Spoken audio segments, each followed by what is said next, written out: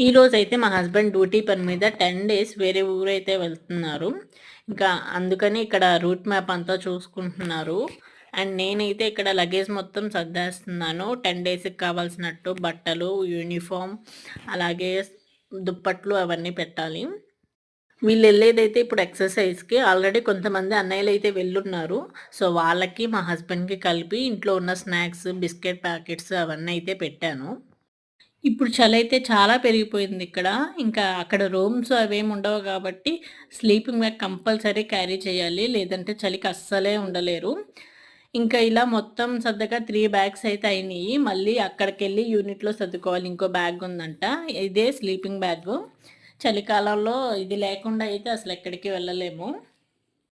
ఇంకా మొత్తం సర్దేశాక మా హస్బెండ్ అయితే టిఫిన్ తినేసి బయలుదేరారు. ఇంకా మళ్ళీ నైట్‌కైతే అక్కడికి రీచ్ అవుతారంట.